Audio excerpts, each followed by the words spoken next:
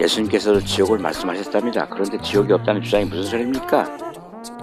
제가 이제 지옥이 없다고 자꾸 글을 써대니까 반론하는 분들의 이제 주장이 이거예요. 기독교인들은 결국 지옥을 포기하지 못합니다. 지옥이 없으면 기독교인들이 그동안의 믿음과 노력과 정성이 다 허사가 되기 때문입니다. 이것이 기독교인들의 믿음의 실체. 물론 개중에 극소수의 아주 바르게 믿는 분들이 있다고 저는 믿어요. 물론 저 역시도 오류가 많기 때문에 싸잡아서 비난하고 싶지는 않습니다. 또한 기독교의 성직자들, 목사나 신학자들 역시 지옥을 포기할 수 없습니다. 왜냐? 이들이 영업의 핵심 상품이니까요. 제가 계속해서 반복해서 주장하는데 히브리어에는 원래부터 지옥이라는 단어가 없습니다. 원래 없던 단어를 기독교인들이 만들어냈다는 거예요. 기독교 성직자들. 신약 성경에서 지옥이라 번역한 원문은 게엔나, 흰놈의 아들 골짜기, 스올, 무덤, 음부 요겁니다. 번역에 충실해야 된다면 이렇게 엉터리로 번역을 하면 안 되죠. 그렇잖아요. 신약 성경에서 지옥이라고 번역한 단어를 보시면 게엔나 혹은 스올이라고 읽으면 됩니다. 앞으로 성경을 읽으시는 분들은 지옥이라고 나오면 이게 게엔나, 스올이구나. 이러한 사실을 전혀 모르는 목사가 있다면 그는 진실로 엉터리요 무식자의 사기꾼입니다. 또한 이러한 사실을 알고도 진실을 말하지 않는 목사나 신학자는 그야말로 양심의 화인 맞은 강도들일 뿐입니다. 성경의 결론은 성직자나 목사들은 하나같이 사건의 강도의 거짓말쟁이들이라는 것입니다. 이게 성경의 결론이에요. 아니 그렇다면 이런 도적놈들에게 속는 기독교인들은? 그래서 의문이 붙습니다. 기독교를 포방하는 성직자나 목사들에 대하여 예수님께서 이미 예언하셨습니다. 어디에? 성경 말씀에. 들을 귀 있는 자 듣고 볼 수 있는 자 볼지어다. 요한복음 10장 1절부터 15절까지 제가 한번 읽어드릴까요? 예수님의 말씀이에요. 내가 진실로 너에게 이르노니 양의 우리의 문으로 들어가지 아니하고 다른 데로 넘어가는 자는 절도며 강도요 문으로 들어가는 이가 양의 목자라. 움직이는 그를 위하여 문을 열고 양은 그의 음성을 듣나니 그가 자기 양의 이름을 각각 불러 인도하여 내느니라. 자기 양을 다 내어놓은 후에 앞서가면 양들이 그의 음성을 아는 고로 따라오되 타인의 음성을 알지 못하는 고로 타인을 따르지 아니하고 도리어 도망하느니라. 예수께서 이 비유로 저희에게 말씀하셨으나 저희는 그 하신 말씀이 무엇인지 알지 못하니라.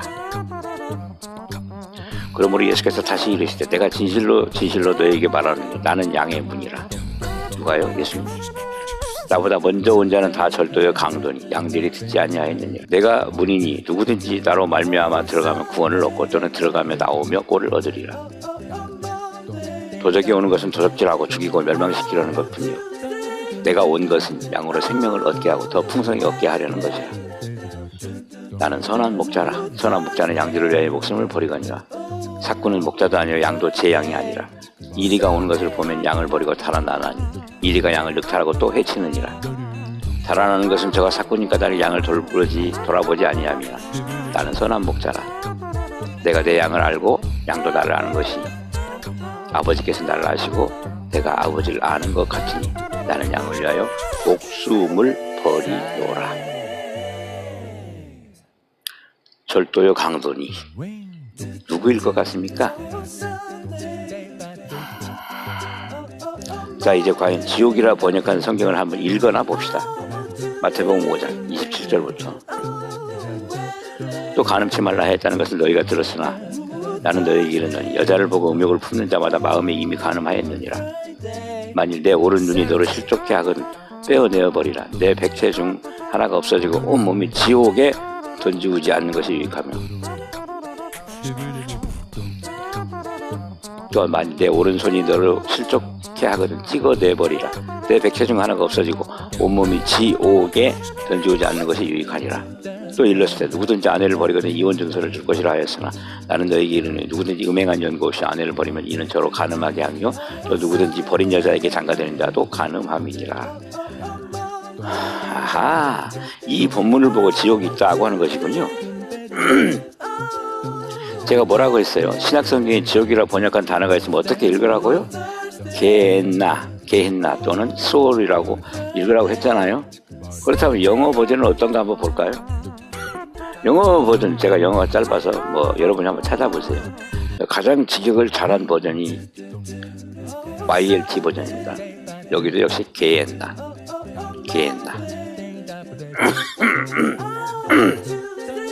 그렇다면 헬라어 원어는 어떨까요? 헬라어 사전을 찾아보면 제가 보여드릴 수가 없는데 여기도 지옥에 던지우지 않는 것이 유익하며 나와 있는데 이게 역시 게헨나로 나와 있어요. 이제 이해가 되시나요? 헬라어에도 게헨나라고 되어 있지만 한글 버전 성경에는 전부 지옥으로 고쳤습니다. 아직 기독교의 어떤 목사나 신학자들도 이 사실에 대해 공개적으로 발표한 것을 본 적이 없습니다. 왜냐하면 그렇게 진실이 알려지면 목사를 할 명분이 없어지니까요. 기독교 신자들을 통제할 구실이 없어지잖아요. 아직도 예수님께서 지옥을 말씀하셨다고 믿습니까? 정말 기독교는 너무 화렴치한 종교가 아닐 수가 없습니다. 예수님께서 하시지도 않은 것을 했다고 거짓을 전하는 이런 자들에게 당신의 영혼을 맡긴다고요?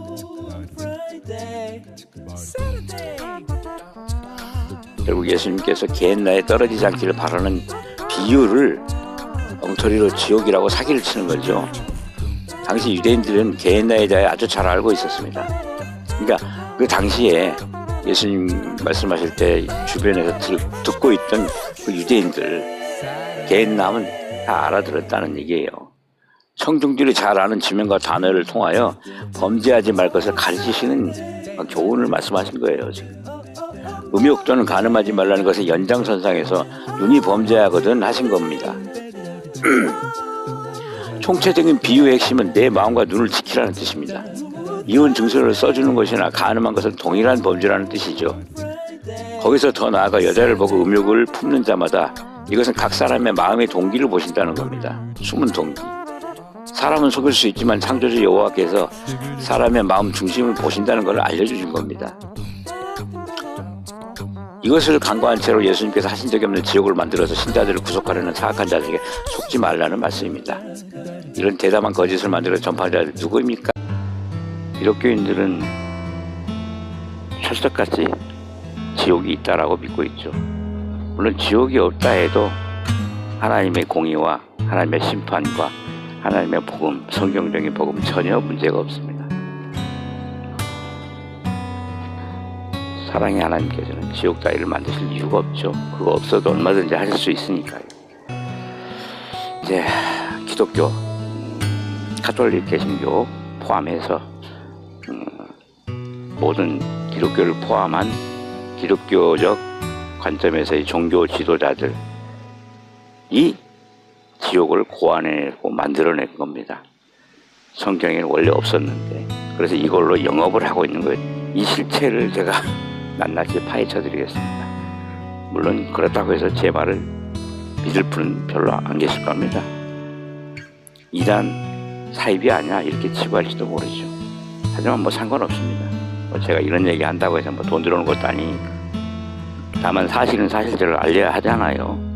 정보 공유 차원에서 알려드리는 겁니다. 제목을 제가 이렇게 잡았어요. 그것도 이제 2014년도에 제 카페에 올렸던 글인데 운영자의 편지라는 제목을 가지고 시리즈로 올렸던 겁니다. 구약시대 이스라엘 사람들은 전부 죽어 지옥에 들어갔군요. 이럴 수가, 이런 제목으로 좀 소위 말해서 어그로를 한번 좀 끌어보려고. 아이고 이럴 수가, 이것이 사실인가요? 목사님 정말 지옥이 있어요? 지옥이 원래 스월, 히브리어로 스월, 무덤, 스월이라는 단어를 신약성경에서 지옥이라고 번역했다면서요? 기독교 성경사전을 보면 이렇게 나와요. 음부, 사람이 죽은 뒤에 영혼이 간다고 생각되는 저승을 말한다. 구약시대 당시 음부란 개념은 단순히 땅 밑의 세상, 죽은 자들이 들어가는 곳, 무덤 등을 의미하는 것으로 어떤 일정한 장소를 지칭하는 것이 아니라 단순히 육체와 영혼의 분리 상태인 죽음을 뜻했다. 성경은 창세기 37장 35절, 민수기 16장 30절, 신명기 32장 22절 등 참고. 이에 해당하는 히브리어 쉐월은 개역 성경에서 무덤, 지옥, 구멍 혹은 원어 그대로 스월로 옮겼다. 헬라어 하데스는 히브리어 스월을 번역한 것으로, 잘 들으세요. 신약성 헬라어 하데스는 히브리어 스월, 구약성경의 스월을 번역한 것으로 형벌의 처소를 뜻한다. 누가복음 16장 23절, 요한계시록 1장 18절, 욥기 11장 8절, 시편 139편 8절과 대조를 이루며 누가복음 23장 43절, 고린도후서 12장 4절, 요한계시록 2장 7절 이렇게 구별된다. 성경사를 찾아보면 이렇게 나와요. 정말 기독교의 주장을 보면 알 수가 없어요.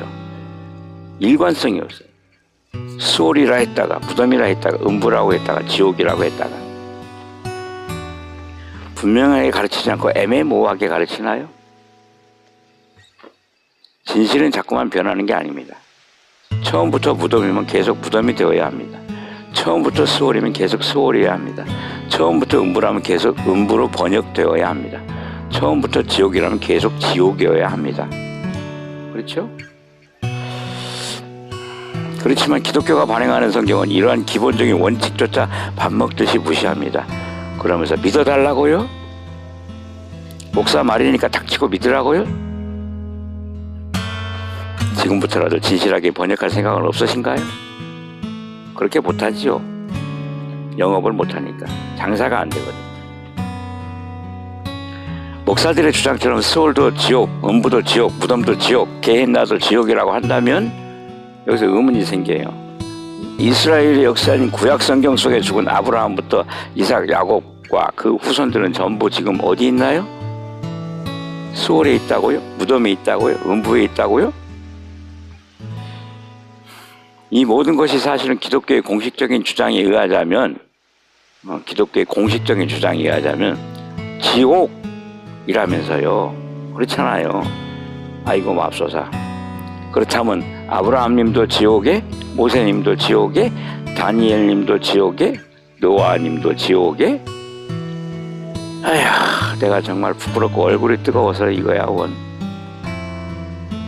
이 삼일체와 지옥에 미치고 환장한 놈들아, 무덤이 왜 지옥이 되어야 하니 이 나쁜 놈들아. 내 욕은 참아 못하겠다. 정말 이 개, 아유 욕하고 싶다만 내 입 더러워져서. 전도서 한번 찾아서 읽어보고 제발 부탁이니 정신 좀 차리거라. 이 상 도둑놈들아. 지옥 팔아서 부자 되고자 하는 천하의 사기꾼들아. 자칭 성직자 목사, 당신 말이야 당신. 성경을 이용하는 놈들아.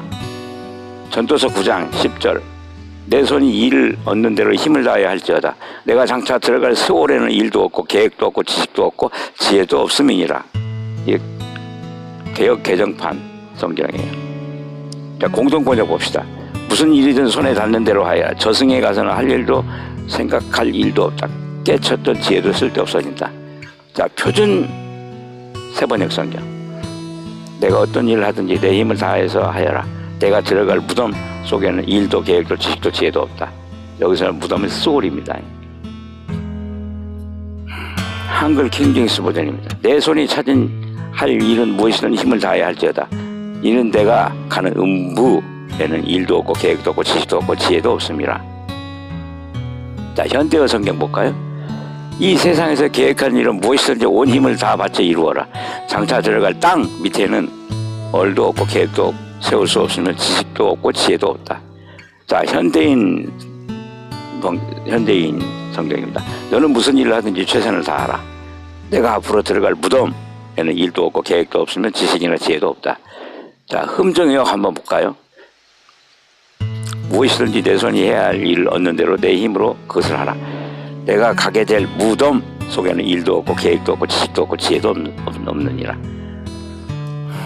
KJV 버전에는 영어로 이렇게 나와요. 그 무덤이 grave, 이 무덤이에요. NASV 버전 sheol로 번역합니다. NIV 버전도 grave, KJ 영어 성경도 grave, NLT 가장 정확하다는 여기도 grave, NRS 버전 여기도 sheol, NWT 버전 여기도 sheol. 이 지옥에 환장한 목사들아, 대답 좀 해보거라.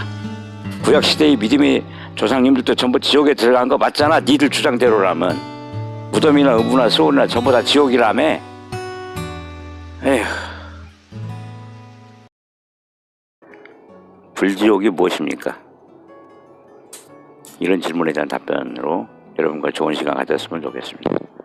먼저 질문, 성경에 영원한 불지옥이 나옵니까? 나오면 어디에 있는지,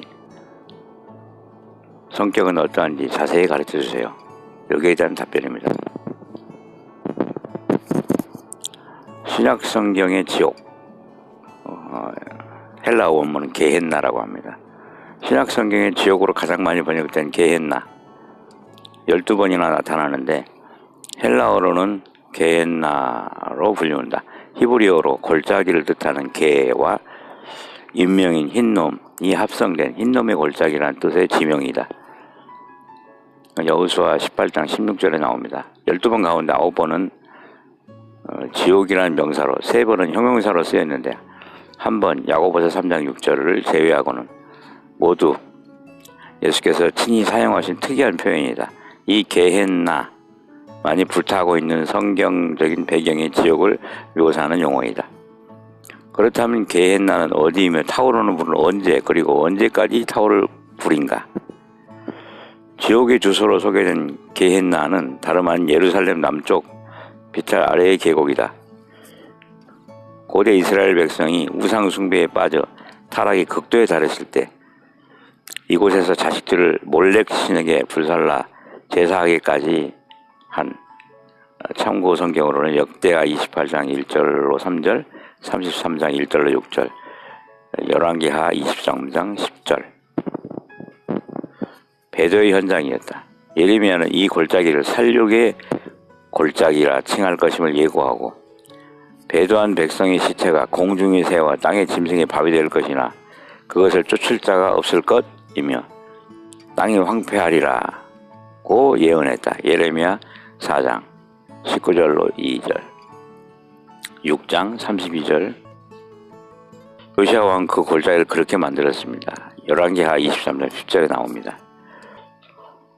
후에는 처형당한 죄수들의 시체와 죽은 짐승들의 시체를 버리고 온갖 오물을 버리는 곳이 되어 이를 불태우는 연기가 밤낮 타오르고 있었으며 구더기와 온갖 벌레들이 서식하고 악취가 풍기는 불쾌한 곳이었다.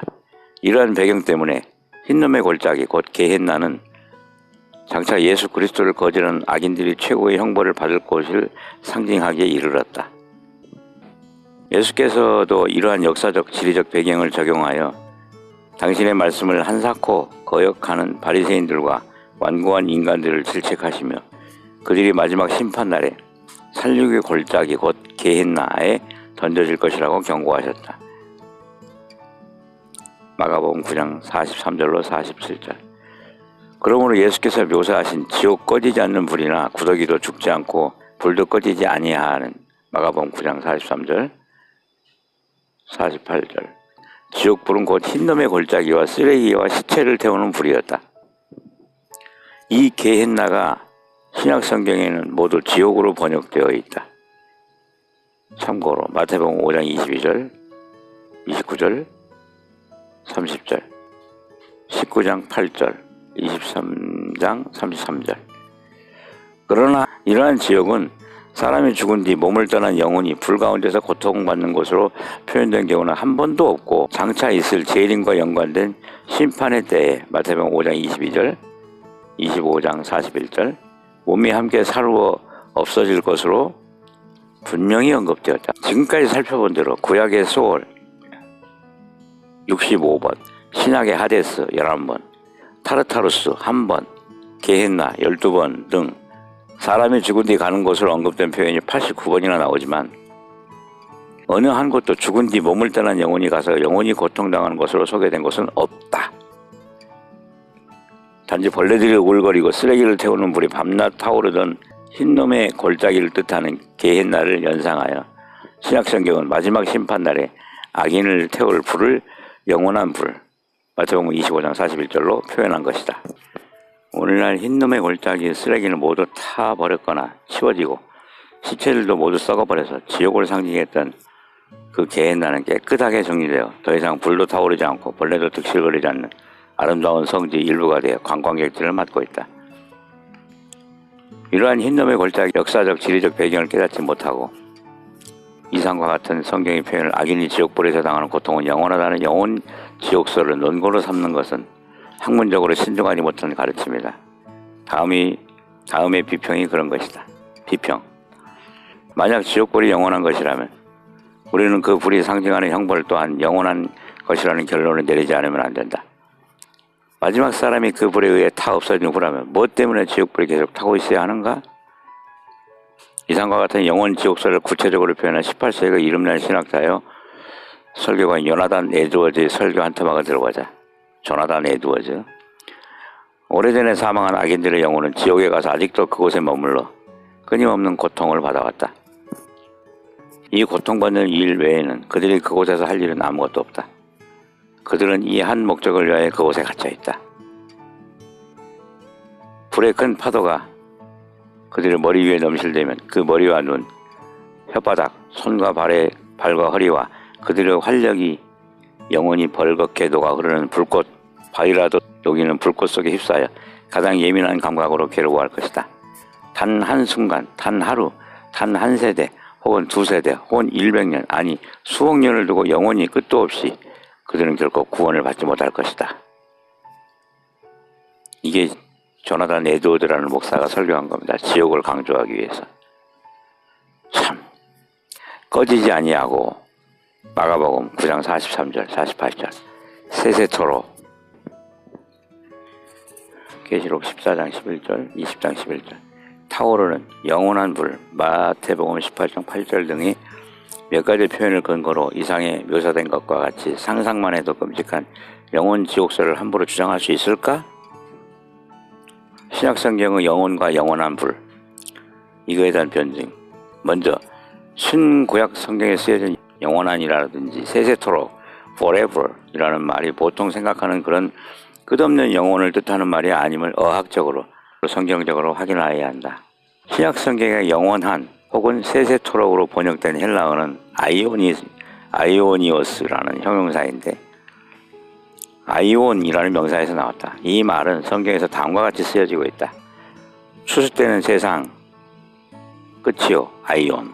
마태복음 13장 39절에 이 세상뿐 아니라 여기서 아이온. 에베소서 1장 21절 너희는 이 세대를 본받지 말고 로마서 12장 2절 여기서 아이온. 하나님이 만세 아이온 전에 미리 정하신 것이라 이 지혜는 이 세대 아이온의 관원이 하나도 알지 못하였나니 고린도전서 2장 7절로 8절 내가 영원히 아이온 멜기세덱의 반차를 쫓는 제사장이라 히브리서 5장 6절 이상에서 본 대로 보통 영원으로 번역된 헬라어 아이온은 분명히 시작과 끝을 가진 이 세상이나 한 세대, 시대를 표현했음을 단번에 알게 된다. 그리고 고린도전서 2장 7절에서는 아이온을 만세로 번역했다가 8절에서는 세대로 바꿔 번역했다.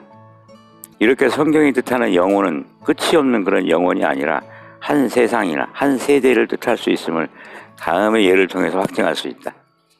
소돔과 고모라와 그 이웃 도시들도 영원한 불의 형벌을 받음으로 거울이 되었느니라. 유다서 1장 7절 구약의 아브라함 당시 남색으로 특징된 호모섹스를 공공연히 자행하던 소돔과 고모라 성을 멸망하기로 정하여 제가 되게 베드로후서 2장 6절 한 사실을 영원한 불의 형벌이라고 했다. 그때 유황불은 그 도시들을 죄로 만든 후 꺼져버렸으며 형벌도 함께 끝났다.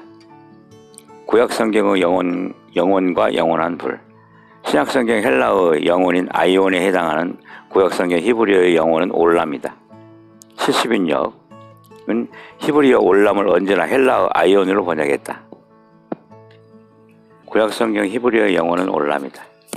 예를 들면 히브리어 1장 8절, 시편 45장 6절, 히브리어 5장 6절, 6장 20절, 7장 17절, 21장, 이것은 시편 110편 4절, 베드로전서 1장 25절, 이것은 이사야 40장 8절 등. 출애굽기 12장 24절에 보면 6월절을 너희와 너희 자손들의 영원히 지킬 것이라고 명하셨다. 올람. 그러나 6월절은 십자가와 함께 끝났다. 히브리서 9장 24절 26절. 또한 아론의 아들들에게 기름을 부어 영원히 제사장이 되게 하며 해서 출애굽기 40장 15절 영원토록 분양하며 섬기게 되었다고 했지만 역대상 23장 13절 이 모든 건 역시 예수님의 십자가로 끝이 났다. 히브리서 7장 11절로 14절. 히브리인 출신의 남종은 자신이 선택하면 영원히 올람 그 상전을 섬기고 출애굽기 21장 6절을 했다. 제한된 수명을 가진 종이 어떻게 제한된 수명을 가진 상전을 끝없이 영원히 섬길 수 있는가? 권위 있는 헬라어 표준 사전들과 성서 주석 학자들은 일치하게 영원 혹은 영원히를 뜻하는 헬라어 아이온, 아이오니스, 히브리어 올람이 모두 인간의 한 평생, 세상의 한 시대를 가리키는 데 쓰여 있음을 밝히고 있다. 이 말들이 실제의 영혼을 가리킬 때도 있는데 그런 경우는 그것이 수식하는 주어가 영원하신 하나님이거나 하나님의 속성처럼 영원한 것일 때만 그렇다. 즉 영원한이라는 형용사는 주어의 속성에 허락하는 것만큼 오래가는 기간을 표현한다. 그러므로 하나님의 영원한 공의나 무궁한 사랑 예레미야 31장 3절은 하나님만큼 영원한 것이다. 나아만의 문둥병이 내게 들어 내 자손에게 미쳐 영원토록 이르리라. 왕하 5장 20절 여기서 올람 곧 선언한 엘리사 선지자의 저주는 본인의 게하시와 그의 자손이 존속하는 동안만 계속되는 것이다. 안식일을 공공연히 범하는 유대인들을 향하여 예레미야 선지자는 다음과 같이 이렇게 선언했다. 너희가 나를 청종치 아니하고 안식일을 거룩히 아니하여 안식일에 짐을 지고 예루살렘 문으로 들어오면 내가 성문에 불을 놔 예루살렘 궁전을 삼키게 하리니 그 불이 꺼지지 아니하리라. 예레미야 17장 27절. 과연 예루살렘은 예언 그대로 바벨론의 침략을 받아 성전은 불타서 잿더미가 되었으며 역대하 36장 19절 21절. 타던 불도 꺼졌다. 불이 꺼지지 않은 것이 아니라 태울 것을 태우기 전에는 꺼지지 않는 심판의 불이요. 그 결과가 영원함을 강조하는 것이다. 유다서 1장 7절. 이러한 뜻으로 쓰여진 꺼지지 않는 불 이사야 66장 24절. 그 심판의 불의 개념이 그대로 신약성경에 의해서 세세토록 타오르는 영원한 불로 표현한 것이다. 요한계시록에는 악인의 마지막 운명에 대하여 불과 유황으로 고난을 받으리니 고난의 연기가 세세토록 올라 계시록 14장 11절 가리라고 기록되었다. 이 표현은 이사야 34장 8절 10절을 배경으로 한 것이다.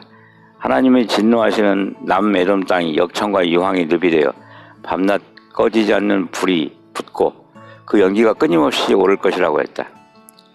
이곳의 끊임없이는 히브리어 올람이다. 그런데 11절 17절을 계속 읽어보면 그 땅에 다시 새들과 들짐승이 거하게 된다고 하셨다.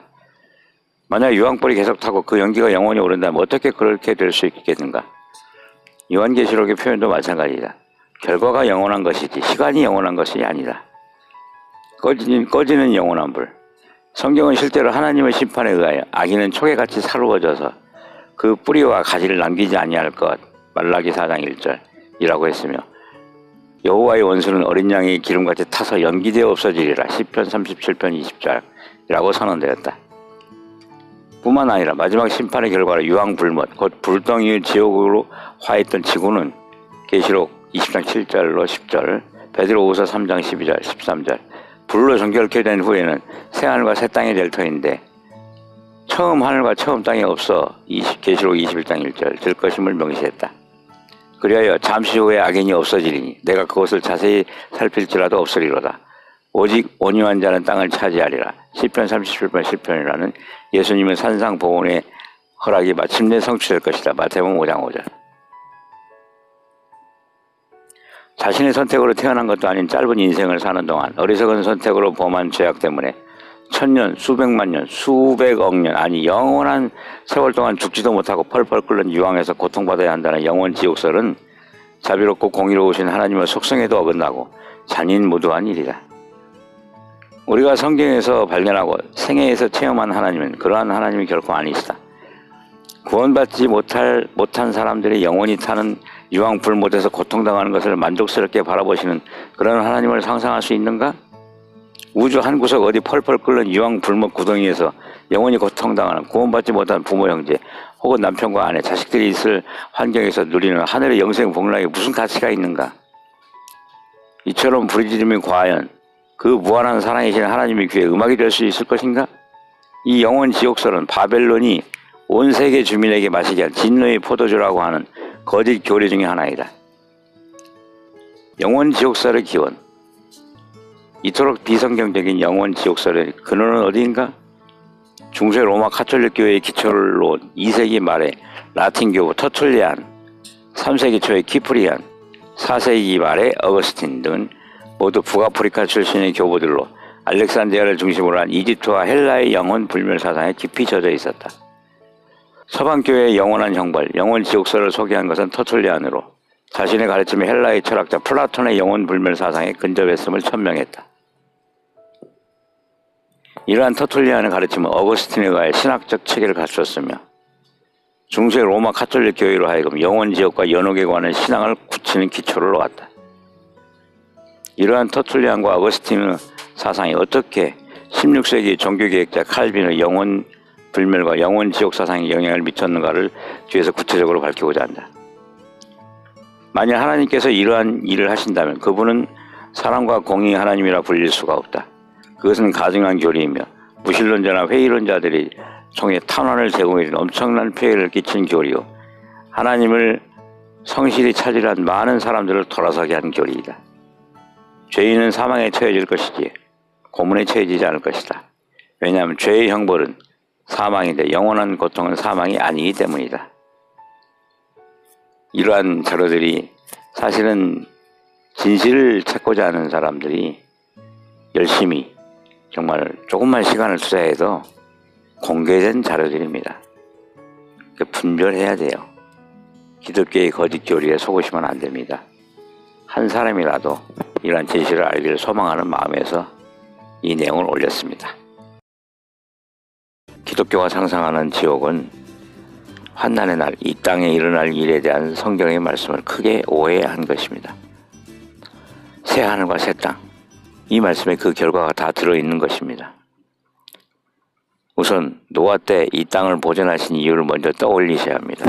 이제 하늘과 땅은 그 동일한 말씀으로 불살하기 위하여 보호하신 바 되어 경건하지 아니한 사람들의 심판과 멸망의 날까지 보존하여 두신 것이니라. 기독교가 지옥이라고 생각하는 것이 바로 이 땅과 하늘에서 멸망할 자들에게 일어날 일이라는 것입니다. 진정한 천국, 새 하늘과 새 땅이 있을 때에 관하여 계시록 21장에 잘 표현됩니다. 계시록 22장은 파손된 조각들의 순서 없는 모음이라 어느 시점인지 알 수가 없습니다. 계시록 21장 1절, 또 내가 새 하늘과 새 땅을 보니 처음 하늘과 처음 땅이 없어졌고 바다도 다시 있지 않더라. 이 말씀은 이전 것이 모두 사라진다는 것이죠. 상상 속의 지옥이라 해도 남겨질 수가 없습니다. 계시록 21장 4절, 모든 눈물을 그 눈에서 닦아주시니 다시는 사망이 없고 애통하는 것이나 곡하는 것이나 아픈 것이 다시 있지 아니하리니 처음 것들이 다 지나갔음이러라. 이 말씀은 사람들이 상상하고 있는 모든 고통이라는 것이 우주에서 완전하게 사라진 모습입니다. 지옥 같은 것이 남아있다면 이렇게 표현할 수가 없는 것입니다.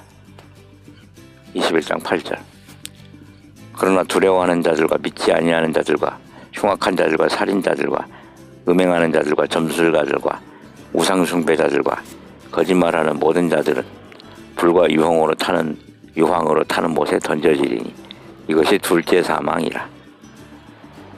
이 말씀은 계시록 9장 6절에 죽고 싶어도 죽을 수 없었던 자들도 사망할 것에 대한 선언입니다. 그 날에는 사람들이 죽기를 구하여도 죽지 못하고 죽고 싶으나 죽음이 그들을 피하리로다. 이 말씀이 응한 것이죠. 우리가 살아있는 동안 진리를 얻음으로 얻는 상은 무엇일까요? 고린도전서 15장 21절로 23절 말씀. 아담 안에서 모든 사람이 죽은 것 같이 그리스도 안에서 모든 사람이 삶을 얻으리라. 그러나 각각 자기 차례대로 되리니 먼저는 첫 열매인 그리스도요, 다음에는 그가 강림하실 때 그리스도에게 속한 자요. 요한계시록 20장 6절. 이 첫째 부활에 참여하는 자들은 복이 있고 거룩하도다. 둘째 사망인 그들을 다스리는 권세가 없고 도리어 그들이 하나님과 그리스도의 제사장이 되어 천년 동안 그리스도와 더불어 왕노릇 하리라. 자, 이 첫째 부활에 참여하는 자, 바로 여기에 참여하는 자가 되는 것입니다. 우리가 살아있는 동안 진리를 얻음으로 얻는 상, 첫째 부활에 참여하는 자, 이것이 상이에요. 네, 오늘은 여기까지. 그러니까 기독교에서 가르치고 있는 지옥은 성경에 없는 것이고 여호와께서도 전혀 만드신 바 없는 기독교의 창작물입니다. 플라톤의 사상일 뿐이죠. 여기에 미혹되지 말기를 바랍니다. 오늘은 영혼 불멸설의 기원을 파헤쳐보자 라는 제목으로 여러분들과 이야기를 나눠보고자 합니다. 내용이 조금 길지만 좀 인내하시고 들어주셨으면 좋겠습니다. 기독교의 교리 뿌리가 밝혀지기 때문입니다. 영혼 불멸 사상의 기원은 성경이 아닙니다. 저는 계속해서 기독교의 교리, 다시 말해서 교부인 어거스틴의 영향을 크게 받았던 존 칼빈의 교리를 비판하는 중에 있습니다. 약 500여 년 전 칼빈에 의하여 개혁주의 교리가 만들어졌는데 한국 개신교에서 특히 장로교단의 칼빈의 5대 교리를 중심으로 세를 과시하고 있는데 그 진이 매우 견고합니다. 칼빈이 집대성한 교리만이 성경적이다라는 속으로 생각에 조금도 흔들림이 없어요. 다른 사상이나 교리는 인본주의적 사상이며 칼빈의 교리는 하나님의 절대 주권에 일치한다는 아주 대단한 자부심이 있습니다.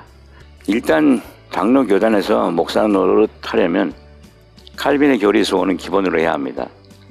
다른 신학이나 교리를 철저하게 부정하거나 무시해야만 하며 그런 행동이 곧 성경 진리를 수호한다는 아주 가당찮은 망상에 사로잡혀서 칼빈의 교리를 누군가 비평하면 사생결단으로 그 의견을 무시해야 직성이 풀릴 지경입니다.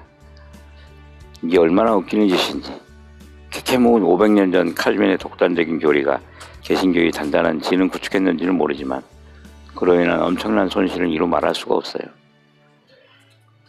영혼이 불멸한다는 사상은 결코 성경적이지 않습니다. 성경에는 그런 말이 없어요. 사후 즉시 천국? 이건 말도 안 됩니다. 이에 대해 성경은 매우 분명한 사실을 알려줍니다. 죽음을 잠자는 것이라고 합니다. 다니엘 12장 2절. 땅의 티끌 가운데서 자는 자 중에서 많은 사람이 깨어나 영생을 받는 자도 있겠고 수치를 당하여서 영원히 부끄러움을 당할 자도 있을 것이며, 전통적 교리의 주장처럼 영생은 죽음과 함께 시작하는 것이 아니라 부활과 함께 시작됩니다. 그때까지 죽은 자들은 땅의 티끌 가운데서 자는 자입니다. 하나님께서 다니엘에게 그리고 이제 영원히 천국에 있는 많은 자들이라고 하시지 않았음을 기억하세요. 바울 사도께서 데살로니가인들에게 죽음과 부활의 희망에 관한 이야기를 할 때에도 죽은 자들이 잠자는 것이라고 하죠. 데살로니가전서 4장 13절에서 16절.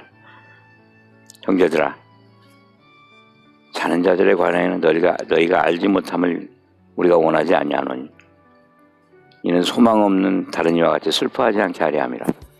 우리가 예수께서 죽으셨다가 다시 살아나심을 믿을진대 이와 같이 예수 안에서 자는 자들도 하나님이 그와 함께 데리고 오시리라.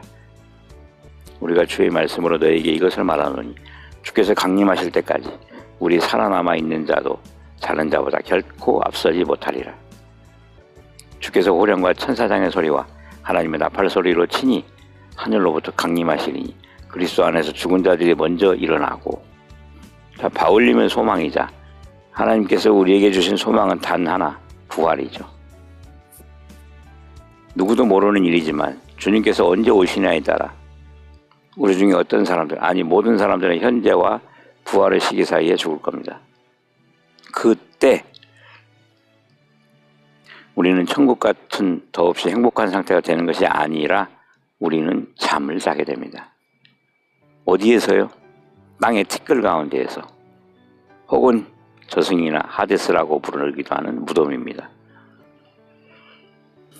성경이 여호와의 말씀이라 진정 믿는다면 이 말씀 외에 어떤 철학자의 말이라도 기독교에서 받아들여서는 안 되는 거예요, 사실은.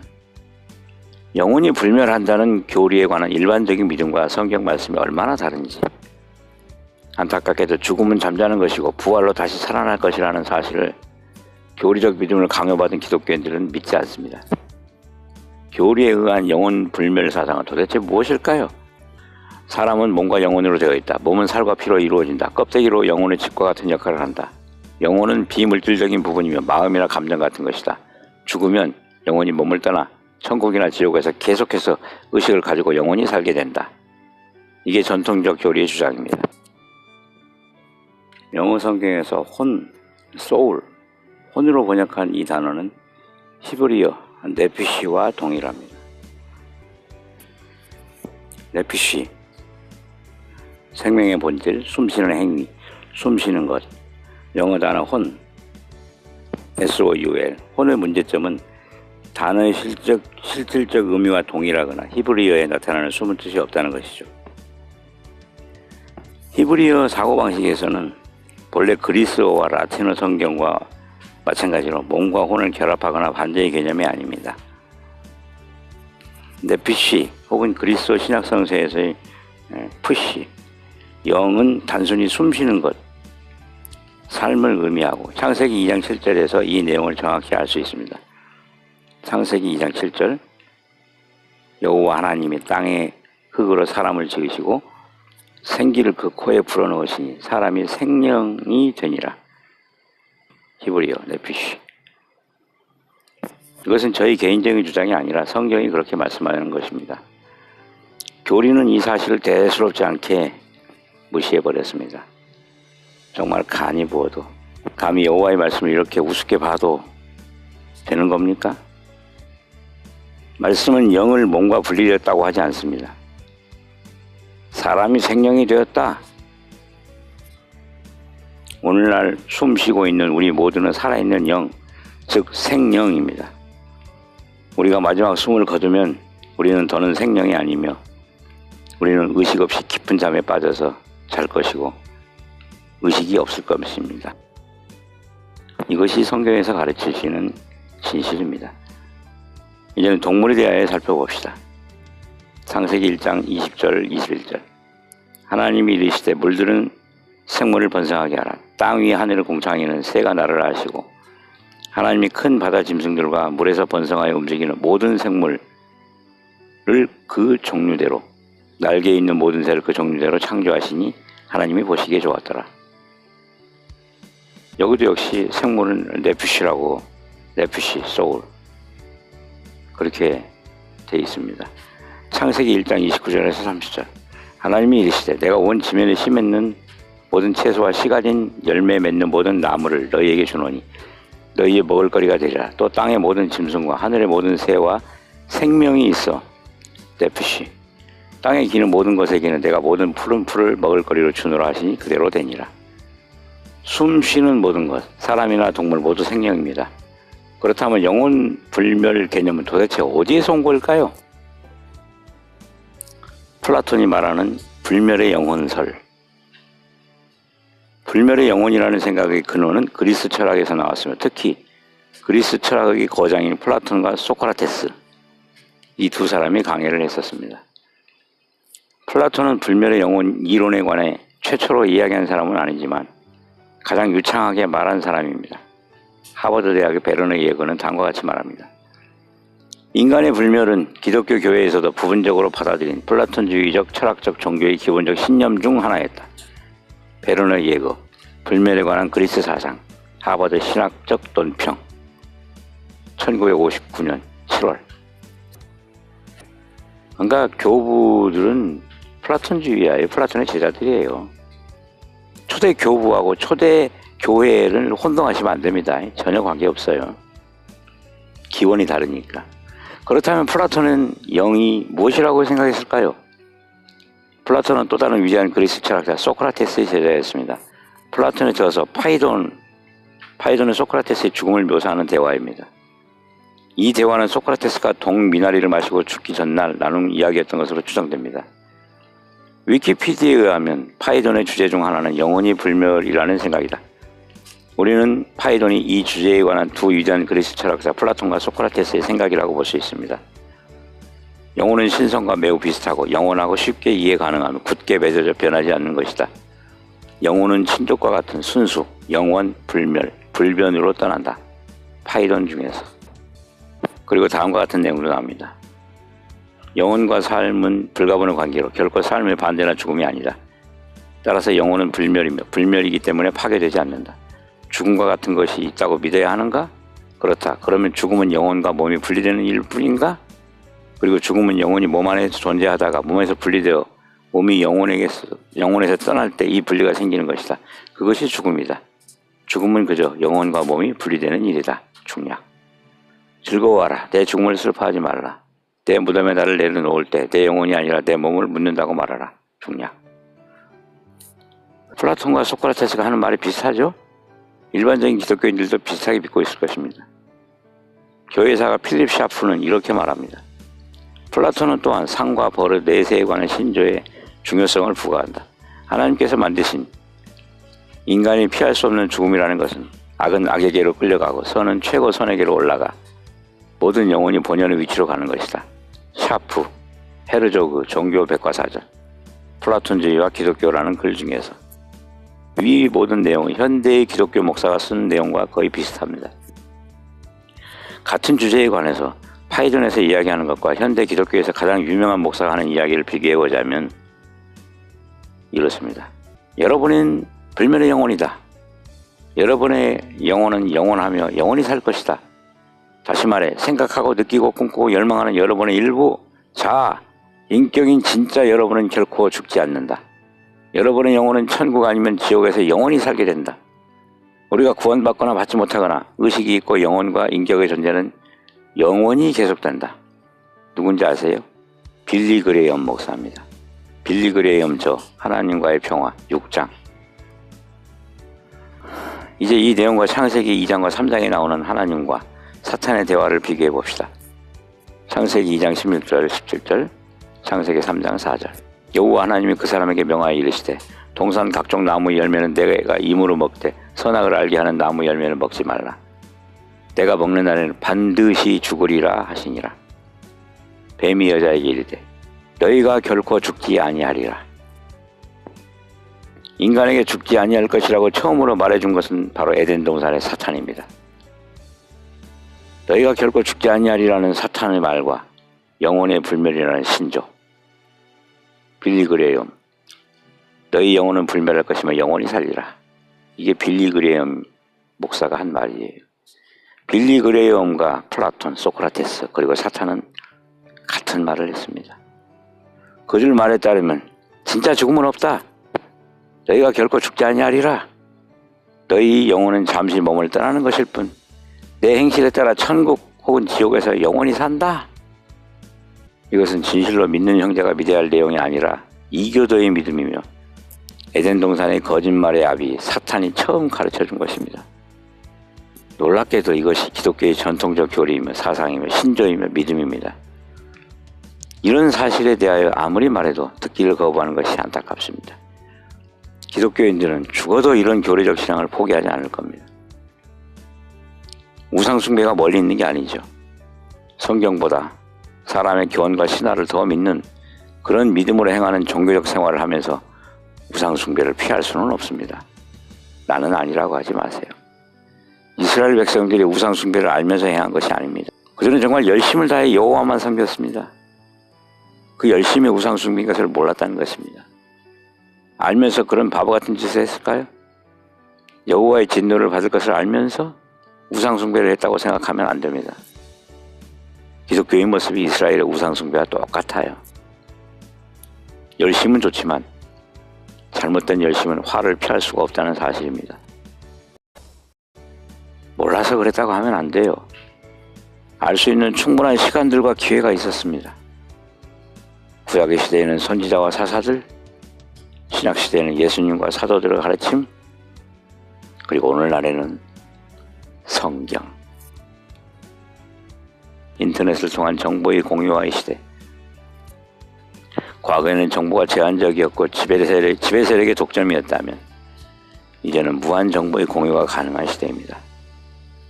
문제는 진실을 알려는 마음도 열심도 없이 무조건 목사나 성직자들에게만 의존했다는 겁니다. 몰라서 우상숭배했다고 변명만 할 수가 없어요. 틴테일과 루터가 말하는 불멸의 영혼. 이 두 사람의 걸출한 개혁가가 불멸의 영혼에 대해 어떻게 생각했는지, 화형당한 위대한 개혁가이자 존경받는 성경 번역가인 틴테일은 교황이 지지자였던 토마스 모어의 영혼 불멸의 이론에 관한 질문에 다음과 같이 답했다. 그들, 몸을 떠난 영혼들은 천국, 지옥, 연옥에 놓고 그리스도와 바울의 부활을 입증하는 논쟁을 벌인다는 생각을 버려라. 그리고 다시 말하지만 영혼이 천국에 있다면 왜 그들이 천사가 되지 못했는지 말해주겠는가? 그러면 부활은 왜 하는 것인가? 진정한 믿음이 있다면 우리는 매 순간 부활을 생각하며 살아야 한다.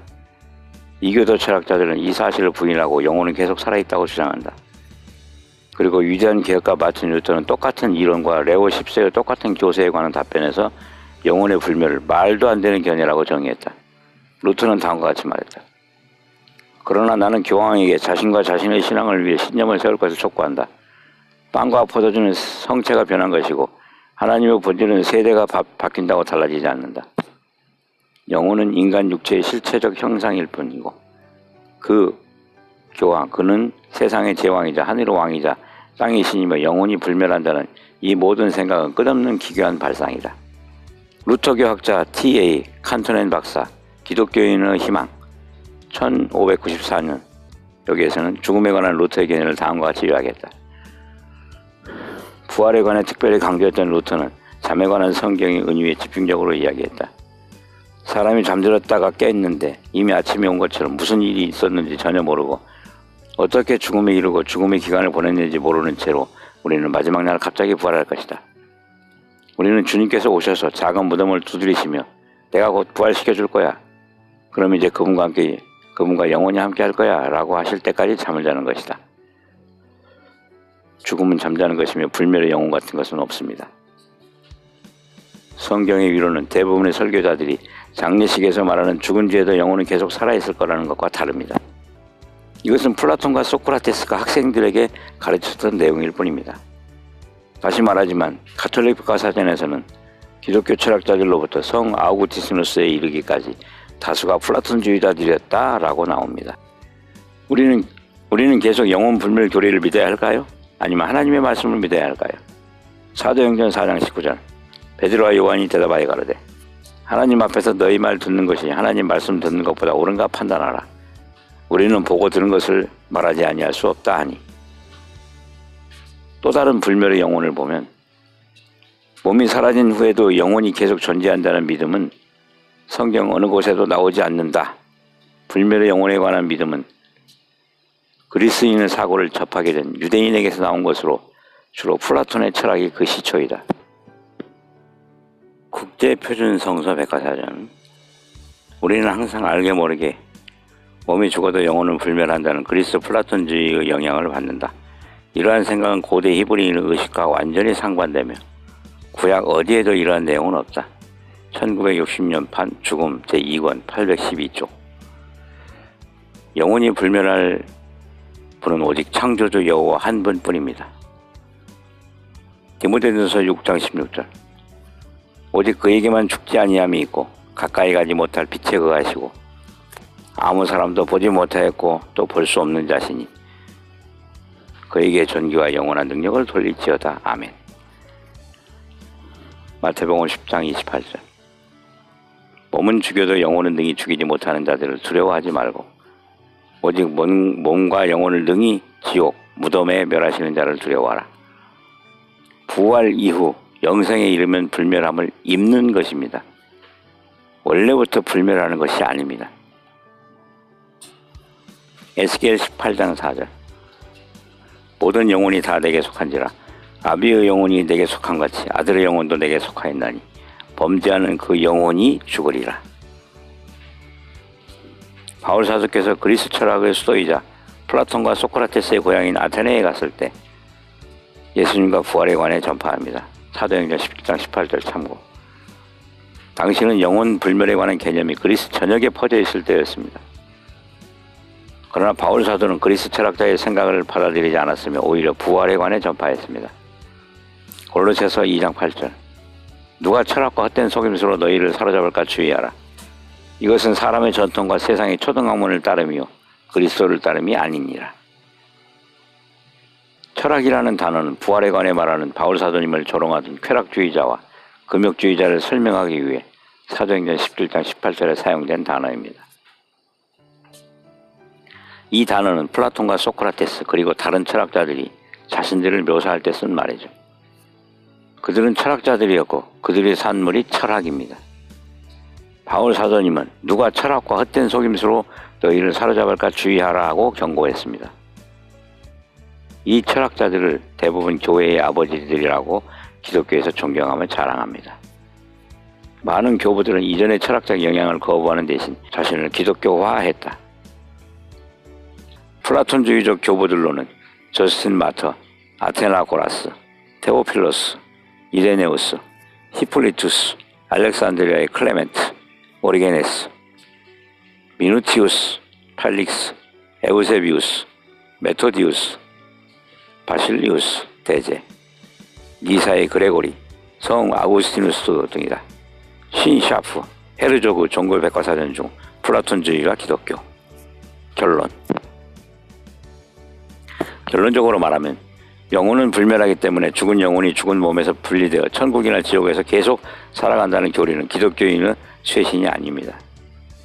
이 이론은 소크라테스와 플라톤에 의해 이어져 내려온 것으로 저스틴 마토로부터 아우구스티누스에 이르기까지 교회 아버지들 대부분에게 깊은 영향을 미쳤고, 이 이교도의 이론은 성경에 근거하지 않고 구약과 예수님과 사도들이 말하는 내용과 이질적이며 다른 그리스 철학을 받아들여 기독교라고 다시 이름 붙인 것입니다. 이 플라톤주의 이교도 이론은 나팔 소리가 나매 죽은 자들이 썩지 아니할 것으로 다시 살아나고 우리도 변화되리라 고린도전서 15장 52절이라는 말씀처럼 마지막 트럼펫 소리가 날 때 부활한다는 죽음에 관한 진정한 기독교인의 소망을 대신했습니다. 죽은 자의 부활이 교회의 이론과 같아서 죽음 뒤에 즉시 부활하게 된다면 그 의미는 무엇일까요? 틴테일레어로 당신 이론처럼 영혼이 천사들과 함께 영광스럽게 천국에 있다면 부활이 왜 필요한지 말해보라. 불멸의 영혼 교리는 성경과 맞지 않는 이단적인 내용으로 죽은 사람의 부활에 관한 성경 말씀과 근본적으로 공존할 수 없습니다. 부활의 목적은 죽은 자들을 살리는 데 있기 때문에 죽은 자들이 지금 살아있다면 부활은 아무 의미가 없습니다. 고린도전서 15장 22절 23절. 아담 안에서 모든 사람이 죽은 것 같이 그리스도 안에서 모든 사람이 삶을 얻으리라. 그러나 각각 자기 차례대로 되리니 먼저는 첫 열매인 그리스도요 다음에는 그가 강림하실 때 그리스도에게 속한 자요. 모든 사람이 삶을 얻으리라. 먼 미래의 일입니다. 그리고 이 부활은 믿음과 상관없이 예수 그리스도의 대속의 결과로 주어집니다. 기독교에서 지옥이라고 주장하는 불타는 호수에 던져져서 영원토록 불타는 게 아니라 소멸, 연기처럼 사라짐을 당합니다. 새 하늘과 새 땅에 들어가지 못하는 완전한 소멸. 그리스도 안에서 모든 사람이 삶을 얻으리라는 말은 아직은 살아있지 않다는 뜻입니다. 목사든 교파든 여러분을 가르치는 가장 좋아하는 선생이든 나머지는 다 거짓입니다. 우리의 선택은 한 가지입니다. 하나님과 그분의 말씀을 믿을 것인가? 아니면 플라톤과 소크라테스와 그들의 이론을 교회 이론에 접목한 사람들의 말을 믿을 것인가? 열왕기상 18장 21절. 엘리야가 모든 백성에게 가까이 나아가 이르되 너희가 어느 때까지 두 사이에서 머뭇하려느냐? 여호와가 만일 하나님이면 그를 쫓고 바알이 만일 하나님이면 그를 쫓을지니라 하니 백성이 한 말도 대답지 아니하는지라.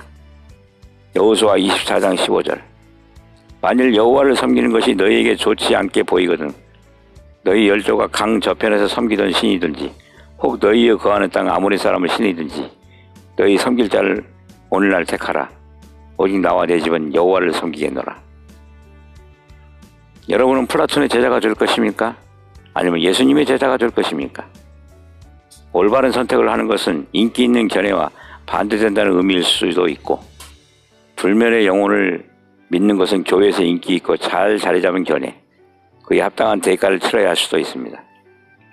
갈라디아서 1장 10절 이제 내가 사람들에게 좋게 하랴 하나님께 좋게 하랴 사람들에게 기쁨을 구하랴 내가 지금까지 사람의 기쁨을 구하는 것이었다면 그리스도의 종이 아니니라.